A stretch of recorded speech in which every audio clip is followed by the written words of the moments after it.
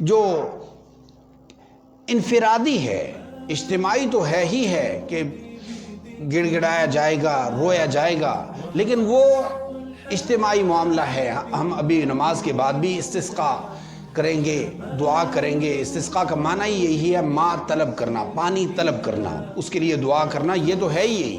لیکن جب تک اپنے ذاتی معاملات کلیئر نہ کیے جائیں، کھاتا پچھلا برابر نہ کیا جائے، اس وقت تک وہ ناراضگیاں باقی ہیں۔ اس کا اصول یہ بیان کیا جا رہا ہے، اِذ ظَلَمُوا أَنفُسَهُمْ جَاءُوكَ، اگر یہ اپنے نفسوں پر ظلم کر بیٹھے ہیں، انتہا کر بیٹھے ہیں، اور انتہا ہو ہی چکی ہے کہ آپ حضرات دیکھتے ہیں کہ آئے دن گناہوں کے جو رفتار ہے وہ تیزی سے بڑھ رہی ہے، نیکیاں سمٹتی چلی جا رہی ہیں، یہاں تک کہ اب وہ خاندانوں کا جو باہمی بھائی چارہ تھا وہ بھی سمٹ گیا ہے۔ ناراضگیاں، ناچاکیاں اس قدر طول پکڑ گئی ہیں کہ اب تو آئے دن اخبارات میں یہ دیکھنے کو پڑھنے کو ملتا ہے کہ والدین اولاد کے خلاف، اولاد والدین کے خلاف عدالتوں میں جا رہی ہیں۔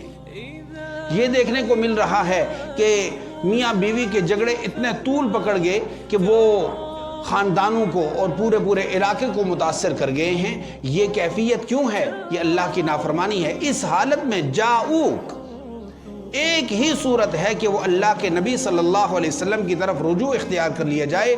فَاسْتَغْفَرُوا اللَّهَ وَاسْتَغْفَرَ لَهُمُ الرَّسُولُ، اللہ تبارک و تعالیٰ کے سامنے یہ استغفار کریں اور اللہ کے رسول ان کے لیے استغفار کریں۔ اللہ اکبر، یہ اللہ سے توبہ کریں کہ ہے اللہ جو اس سے سابقہ جو زندگی ہماری گزر چکی، اس سے ہمیں معاف رکھیے۔ جو حضرت موسیٰ علیہ السلام کے اس امتی کے ساتھ آپ نے معاملہ فرمایا کہ اس کو مجمع سے تو نہیں نکالا، لیکن اس کو برے لوگوں سے نکال کر کے صالحین کی صف میں شامل کیا ہے، باوجود اس کے کہ اس کا جسم ہلا نہیں ہے، وہ اپنی صف سے آگے پیچھے نہیں ہوا، لیکن ایک دم سے ہی وہ اولیاء میں، بدکاروں سے اٹھ کر وہ اولیاء میں شامل ہوا۔ ہے اللہ یہ کیفیت میں چاہ رہا ہوں، ہے اللہ اس سے پہلے جو میری اور آپ کی جو ناراضگی تھی، آپ کے ساتھ میرے جو تعلقات خراب تھے، اس کو میں صاف کرنا چاہتا ہوں۔ ہے اللہ جو تو مجھ سے ناراض تھا اس کو میں صاف کرنا چاہتا ہوں۔ ہے اللہ اس کا طریقہ یہی ہے کہ میں تیرے حبیب کے پاس آ چکا ہوں، اور حبیب صلی اللہ علیہ وسلم کے پاس آنے کا مقصد کیا ہے؟ اس کا مقصد یہ نہیں کہ کوئی آدمی یہاں سے مدینہ المنورہ جائے گا، روضہ رسول کے پاس جائے گا پھر وہ قریب ہوگا، ہرگز ایسا نہیں۔ بعض ایسے قریب ہیں کہ جو روزے کے قریب ہونے کے باوجود مدینۃ الرسول میں رہتے ہوئے بھی دور ہیں، اور بعض ایسے عشاق ہیں کہ جو لاکھوں میل دور ہیں لیکن حضور کے ساتھ مربوط ہیں، جڑے ہوئے ہیں۔ وہ طریقہ کیا ہے؟ وہ سنت طریقہ ہے۔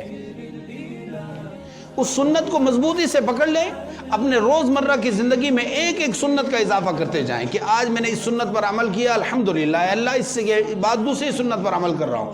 24 گھنٹے کی زندگی ہماری سنت کے مطابق ہو جائے، یقین مانیے پورا علاقہ خشک سالی سے ختم ہو جائے، لیکن یہ آدمی اپنی جگہ پر کامیاب ہو جائے گا، اس کو کوئی تنگی نہیں۔